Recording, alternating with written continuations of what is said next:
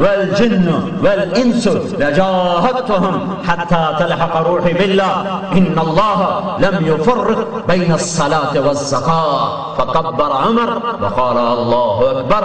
اے لوگ، اللہ نے میرے محبوب کو بھیجا جب ہم ذلیل تھے، حقیر تھے، قلیل تھے، کمزور تھے۔ فنهم في الارض فوالذي نفسي بيده لو منعوني عقالا مما كانوا يعطون رسول الله صلى الله عليه وسلم ثم اقبل معهم الشجر والحجر والجن والانس لجاهدتهم حتى تلحق روحي بالله ان الله لم يفرق بين الصلاة والزکاة فکبر عمر وقال اللہ اکبر۔ اے لوگ، اللہ نے میرے محبوب کو بھیجا جب ہم ذلیل تھے، حقیر تھے، قلیل تھے، کمزور تھے۔ اللہ نے محمد مصطفیٰ صلی اللہ علیہ وسلم کے طفیل ہمیں امت بنایا، باقی رہنے والی امت بنایا، عدل کو تھامنے والی، عدل کو کام ترازو قائم کرنے والی امت بنایا۔ مجھے میرے رب کی قسم، مجھے میرے رب کی قسم، میں اللہ کے نام پہ کھڑا ہوں گا اور میں جموں گا یہاں تک کہ میرا اللہ اپنا وعدہ پورا کرے گا اور اپنے عہد کو نبھائے گا کہ ہم میں جو قتل ہوگا وہ جنت میں جائے گا، جو زندہ رہے گا اس کی دھرتی کا وارث اور مالک بنے گا۔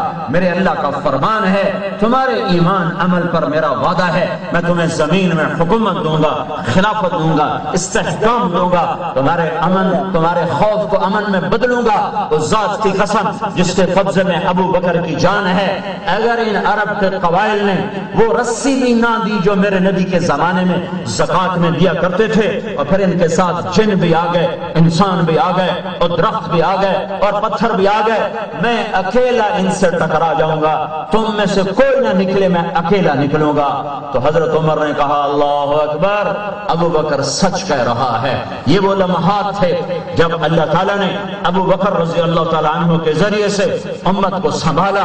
حضرت محمد صلی اللہ تعالیٰ علیہ وسلم کی جگہ پر جو آئے تھے ایک نبوت نہیں تھی، ایک نبوت نہیں تھی، باقی انہوں نے اس طرح امت کو دوبارہ نکالا جیسے ڈوبے ہوئے کو باہر نکالا جائے، اور اپنا سب کچھ فنا کر دیا اور اپنا سب کچھ لٹا دیا، اپنے آپ کو نہ دیکھا، اور پھر کہا چلو چلو، سارا مدینہ خالی کر دیا سوائے بوڑھوں کے اور کمزور کے اور بچوں کے، مدینہ میں کوئی باقی نہ رہا۔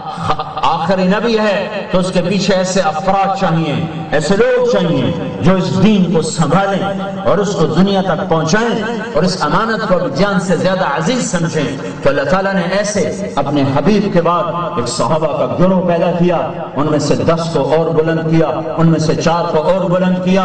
آپ نے کہا ابو بکر فی الجنہ وعمر فی الجنہ وعثمان فی الجنہ وعلی فی الجنہ وطلحہ فی الجنہ والزبیر فی الجنہ وسعد بن ابی وقاص فی الجنہ عبد الرحمن بن عوف فی الجنہ وابو عبیدہ بن الجراح فی الجنہ وسعید بن زید فی الجنہ۔ آپ نے کہا لوگو سنو، ابو بکر جنتی، عمر جنتی، عثمان جنتی، علی جنتی، طلحہ جنتی، زبیر جنتی، سعد جنتی، عبد الرحمن جنتی، اور ابو عبیدہ جنتی اور سعید جنتی۔ یہ 10 مبشرہ لوگو، میں ان سے راضی ہوں، ان کا حق پہچانوں، ان کا حق پہچانوں۔ ایک طبقہ اللہ نے وجود میں اپنے حبیب کے طفیل اس طبقے کو وجود بخشا، دین کو سینے سے لگایا، پھر اللہ چراغ سے چراغ جلاتا رہا، اور یہ امت اللہ کے دین کی امانت کو سنبھال کے چلتی رہی۔ جو فتنہ آیا ہے اللہ نے اس میں سے لوگوں کو زندہ کیا۔ اور میری بات سنو غور سے، بادشاہوں نے دین کو بگاڑا زیادہ ہے، بنایا تھوڑا ہے۔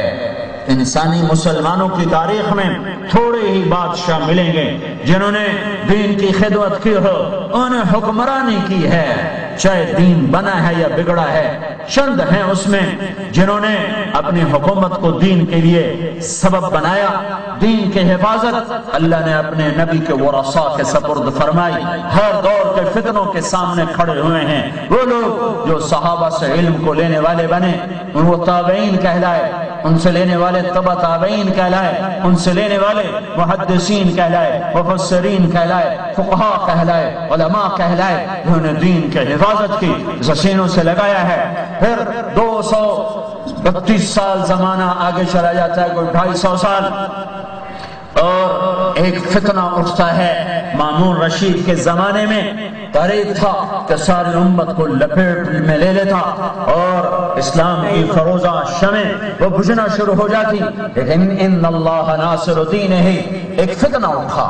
وہ ایک علمی سی چیز ہے، لیکن میں اتنا بتا دوں کہ اس فتنے کے اٹھنے کا مطلب تھا اگر اس پر امت آ جاتی تو قرآن مٹ جاتا، قرآن میں تحریف ہوتی اور دین کا نشان مٹتا اور انسانیت اندھیروں میں ڈوب جاتی۔ ایک آدمی پھر کھڑا ہوتا ہے، اس کا نام ہے احمد بن حنبل۔ یہ بادشاہ نہیں ہے، یہ خلیفۃ المسلمین نہیں ہے، یہ سالار لشکر نہیں ہے، یہ کوئی نواب نہیں ہے، یہ فقیر ہے۔ ایک دن اس کے گھر میں پکتا ہے اور ایک دن اس کے گھر میں فاقہ ہے، اور ادھر عباسی قاہر سلطنت ہے اور مامون جیسا جاگر حکمران وہ تخت پر ہے۔ وہ سب کو مجبور کر رہا ہے کہ کہو قرآن مخلوق ہے، کہو قرآن مخلوق ہے۔ اس فتنے پر کتنے علماء شہید ہوئے، کتنوں نے جان بچانے کی خاطر کل میں کفر کہا اور ایمان بچا اور جان بچا کے نکل گئے، کتنے روپوش ہو گئے۔ میدان میں ایک آدمی ٹک گیا، بوڑھا 60 سال کا، جس کو دنیا احمد بن حنبل کے نام سے پکارتی ہے، جس کے علم سے آج بھی کروڑوں انسان نفع اٹھا رہے ہیں اور اس کے فتووں پر چل کر جنت کی راہوں کو طے کر رہے ہیں۔ ایک طرف عباسی سلطنت کا قہر اور ایک طرف ایک عالم دین، ایک گدڑی پوش، ایک چٹائی پہ بیٹھنے والا، ایک مسلح پہ بیٹھنے والا، ایک حدیث کی محفل کو سجانے والا، اور ایک طرف تلواروں کی چمک اور تیروں کی سنسناہٹ اور چاروں طرف جاہ و جلال ہے۔ وہ ٹکرا گئے، لیکن مامون کو کسی نیکی کی وجہ سے اللہ تعالیٰ نے بچا لیا۔ وہ مر گیا لیکن اپنے بھائی کو وصیت کر گیا کہ میرے عقیدے پہ رہنا ہے اور اسی کا اتباع کرنا ہے۔ وَاتَّبِعْ هَدْيَ أَخِيكَ فِي الْقُرْآنِ۔ اور حکومت معتصم کے ہاتھ میں آئی، وہ جاہل تھا، معتصم تو عالم بھی تھا، پر علم کے باوجود بھی ہدایت اللہ ہی لیتا ہے، صرف علم نہیں تو اللہ کا فضل بھی شامل حال ہو۔ لیکن مامون کو پٹڑی سے اتارنے والا یہ فلسفہ اور منطق تھا۔ منطق اور فلسفہ سے وہ پٹڑی سے اترا اور اتنا دور چلا گیا کہ مرتے دم تک اس کو واپسی نصیب نہ ہوئی۔ عجب علم تھا مامون کا، پر منطق اور فلسفہ کی سیاہی نے اس کو گم کر دیا۔ اور معتصم تو جاہل تھا، ان کا بعد جو مامون کہہ گیا کروں گا۔ دربار سجایا گیا، امام کو لایا گیا، تو جو سامنے مناظر تھا اس کا نام بھی احمد تھا، احمد بن ابی داود، یہ ہے احمد بن حنبل۔ تو وہ کہتا ہے کان اللہ ولا قرآن، تو احمد بن حنبل نے کہا کان اللہ ولا علم، تو احمد بن ابی داود پر سناٹا۔ الفاظ دہرا رہا ہوں، ان کی وضاحت شاید میں نہ سمجھا سکوں، اس لیے صرف الفاظ بتا رہا ہوں۔ کان اللہ ولا علم، سناٹا۔ تو احمد بن ابی داود نے لاجواب ہو کر کہا یہ واجب القتل ہو چکا ہے، یہ امیر المومنین کے عقیدے کو نہیں مانتا۔ تو امام صاحب نے کہا معتصم اللہ کی کتاب اور اپنے ابن عم کی حدیث سے کوئی ایک جملہ مجھے بتا دے، میں تیرے عقیدے کو مان جاؤں گا۔ وہ دیتے تھے عقلی دلائل، کہا لے جاؤ قید۔ دوسرا دن لایا جائے، پھر مناظرہ، پھر وہ لاجواب، تیسرے دن مناظرہ لاجواب، چوتھا دن آ گیا اور امام احمد بن حنبل زنجیروں میں جکڑے ہوئے معتصم کے دربار کی طرف چل رہے ہیں۔ تو ان کی جی میں خیال آ گیا کہ میں بوڑھا